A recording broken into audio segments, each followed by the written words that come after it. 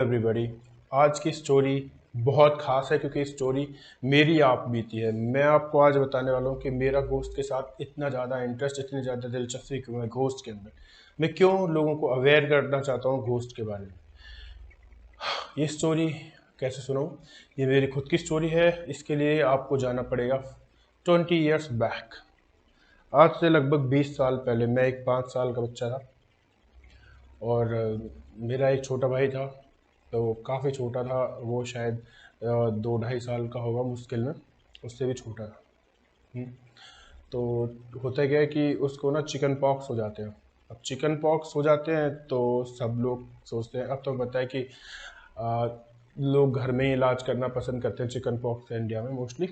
तो सब लोग बोलते हैं कि यार नहीं, इसको मेडिसिन दिलाने की ज़रूरत नहीं है, ये तो माता है, अपने आप ठीक हो जाएंगी और घरेलू इलाज के बारे में। पर मेरी मदर बोलती है ये सब पे वो ज़्यादा विश्वास नहीं करती। और मेरे फादर भी वो घोस्ट पे या फिर बहुत ज़्यादा गॉड पे विश्वास है इतना नहीं करते।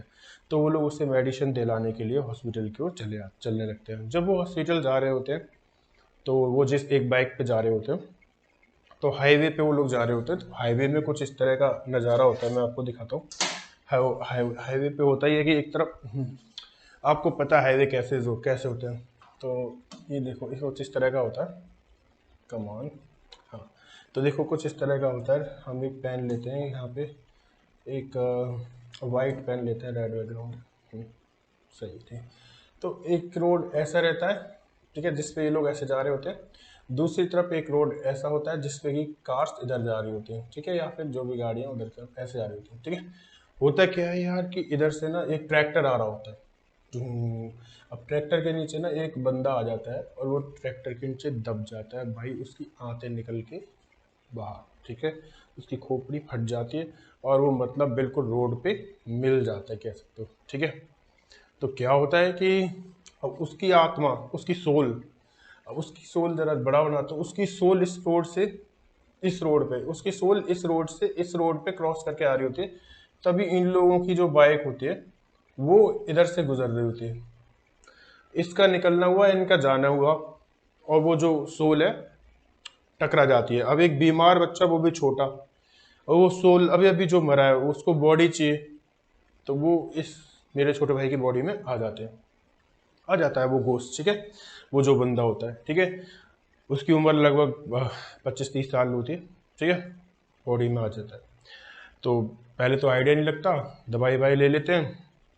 अचानक से दवाई ववाई लेने पहुंचते तो अचानक से बॉडी बहुत हॉट हो जाती है, बहुत गर्म, इतनी ज़्यादा गर्म, एकदम तपने लगती है।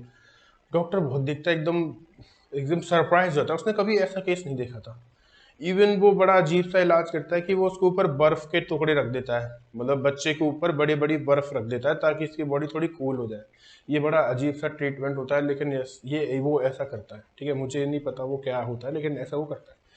और बॉडी कूल नहीं होती है, थोड़ी देर बाद हटा देता है, कहता है कि आप जाओ घर पे ठीक हो जाएगा, क्योंकि एक्चुअल में उस पर वो ठीक नहीं हो रहा होता है एक्चुअल में, तो सच्चाई तो ये।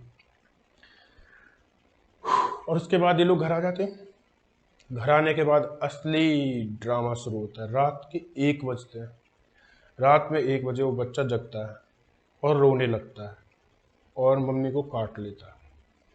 तो मम्मी उसको थोड़ा अलग कर देती है। फिर सारे घर वाले मतलब जाग जाते, गांव में सभी लोग आए हुए थे। तो पूरी फैमिली होती है, जिसको दो उसे ही काट ले, वो बहुत बुरी तरह खून निकाल दे, इतनी बुरी तरह। सब लोग उससे परेशान हो जाते हैं, फिर से भागते हैं हॉस्पिटल। अब की बार दूसरे बड़े हॉस्पिटल में आते हैं, कोई भी फायदा नहीं, सेम टू सेम ट्रीटमेंट। 2 हफ्ते हो जाते हैं और वो 2 हफ्ते से कुछ भी नहीं खाया होता है एक बच्चे ने, वो मरने की कगार पे होता है। एक दिन रात का टाइम था और ये सारे लोग सो रहे होते हैं, वो तो सोता ही नहीं है, वो तो रोता ही रहता है सारा दिन या कुछ ना कुछ करता रहता है, वो तो बच्चा सोता ही नहीं है इतने दिन तक। बस सब लोग वेट ही कर रहे थे कि कब मरे कब मरे कब मरे, मतलब यही सब आसपास बात थी कि इनका बच्चा मरने वाला है ऐसे करके। तभी रात में एक मेरे फादर के ऊपर एक घोस्ट आते हैं और वो बताते हैं कि इसके अंदर एक पूरी मतलब स्टोरी जो मैंने आपको बताई है, वो घोस्ट मेरे फादर के अंदर घुस के वो पूरी फैमिली को एक स्टोरी सुना दे। और वो चाची होती है पापा की, पूरी स्टोरी सुनाते हैं वो, जिनकी डेथ बहुत पहले हो चुकी होती है। पूरी स्टोरी सुनाते हैं, फिर वो कहते हैं कि अब बताइए तो किससे हम लोग कैसे बच सकते हैं। इतने ही वो जो भूत होता है वो बहुत बच्चे के अंदर रहता है और सबको काटने लगता है दोबारा से। तभी उस गोश्त की और चाची वाले गोश्त की आपस में बात होती है, और वो जो चाची वाला गोश्त होता है उससे बोलता है, उस वाले भूत से, कि आपको, कि प्लीज़ गिव अस टाइम। मतलब जो दूसरा वाला भूत है वो बहुत ज़्यादा स्ट्रॉन्ग है, इनकी लड़ाई होती है आपस में, लेकिन वो भूत बहुत ही पावरफुल है, उसे भगा नहीं पाते। तो वो जो चाची हैं वो उससे बोलते हैं कि प्लीज़ गिव अस टाइम, हमें थोड़ा टाइम दो, हमें कल तक, आज अभी 3 बज रहे हैं रात के, कल सुबह 3 बजे तक का टाइम दो, और प्लीज़ चले जाओ। तो वो बोलता है नहीं, मैं चला जाऊँगा, मेरी कुछ शर्तें हैं। जो फॉर एग्जांपल मेरी बॉडी जो है उसको पुलिस वालों ने एक जगह पे रख रखा है फ्रीज़र में, उस बॉडी को आप मतलब उसकी जो बॉडी है उसको बर्न नहीं किया गया है, पता नहीं कहाँ उसकी बॉडी है, आई डोंट रिमेम्बर। उसकी बॉडी को बर्न करो, प्लस उसके लिए प्रसाद करो, भंडारा करो, मतलब बहुत सारे प्रोसीजर्स बता देता है। तो हमारे घर वाले कहते हैं ओके इट्स ओके, वो बच्चे के अंदर ये सब बातें आके बोल रहा होता है, ठीक है।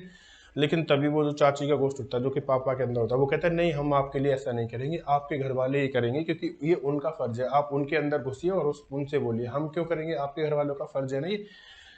क्योंकि ऐसा है ना कि वो इस वजह से उसको पोज कर रहे होते हैं, क्योंकि देखो ऐसा होता है कि कोई गोश्त है, अगर आपसे वो बातें मनवा रहा है तो वो अपनी बातें आपसे मनवाता रहेगा जब तक आप उसकी बातें मानते रहोगे, और वो आपको एक जरिया बना लेगा अपनी बातें मनवाने का। तो अगर आपसे कोई गोश्त कुछ मांग रहा है तो उसको कभी भी मत दीजिए, उसको ना कर दीजिए।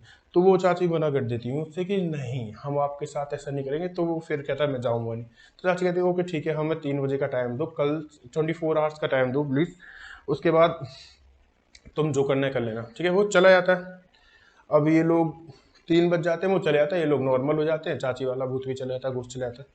अब ये लोग कुछ करते नहीं हो उसके लेके, कुछ सोच ही नहीं पाते। अगले दिन जैसे ही रात के 3 बजते हैं, मतलब वो 3 बजे क्या था, 24 आवर्स अगले 3 बजे हो ही जाते हैं।